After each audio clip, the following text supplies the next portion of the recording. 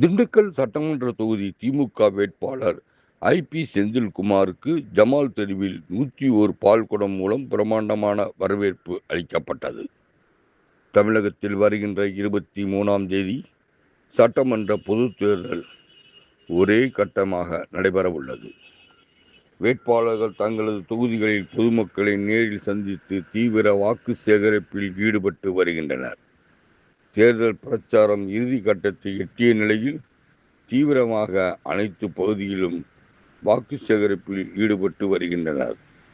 அதன் அடிப்படையில் இன்று மாலை செட்டியப்பட்டி, கோயிலூர் பிரிவு, குளிப்பட்டி, கர்த்தனம்பட்டி, உத்தனம்பட்டி, கோடாயம்பட்டி, மொட்டனம்பட்டி ஆகிய பகுதிகளில் பிரச்சாரத்தில் ஈடுபட்டனர். தொடர்ந்து நகர் பகுதிகளான மோகந்தியாபுரம், நத்தசா தெரு, ஜமால் தெரு உள்ளிட்ட பகுதிகளில் பிரச்சாரத்தில் ஈடுபட்டனர். ஜமால் தெரு மற்றும் நத்தசா தெரு பகுதியில் மண்டல தலைவர், 39வது வார்டு மாமன்ற உறுப்பினர், மாவட்ட துணை இணைச் செயலாளர் பிலால் உசேன் மற்றும் 39வது வார்டு செயலாளர் அசன் முகமது, மாநகர தலைவர் தர்மர் தலைமையில் மலர் தூவி 101 பால் குடங்கள் மூலமாக திமுக வேட்பாளர் ஐ.பி. செந்தில்குமாருக்கு பிரமாண்டமான வரவேற்பு அளித்தனர். இந்நிகழ்ச்சியில் அதிமுக, தவேக உள்ளிட்ட 50க்கும் மேற்பட்ட மாற்றுக் கட்சியினர் விலகி ஐ.பி. செந்தில்குமார் தலைமையில் திமுகவில் தங்களை இணைத்துக் கொண்டனர். வேட்பாளர் பேசும்போது திமுக ஆட்சியில் செயல்படுத்திய திட்டங்கள் குறித்து, அறிவிக்கப்பட உள்ள புதிய திட்டங்கள் குறித்தும் மக்களிடையே பேசி வாக்கு சேகரிப்பில் ஈடுபட்டார். 200க்கும் மேற்பட்ட பெண்கள் மலர் தூவி வரவேற்றனர்.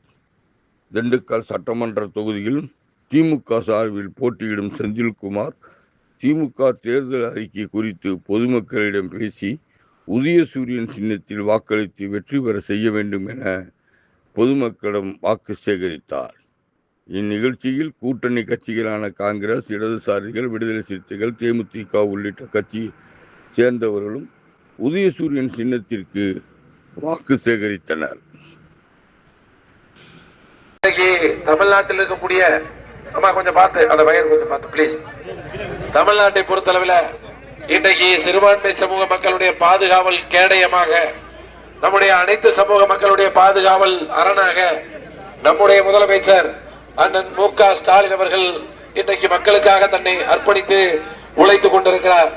சிஏஏ, என்ஆர்சி சட்டங்களை ஒன்றிய பாரதிய ஜனதா அரசு கொண்டு வந்த பொழுது அதற்கு ஆதரவாக நின்ற இயக்கம் தான் அவர்கள் கொண்டு வந்திருக்கக்கூடிய FCRA சட்டம்.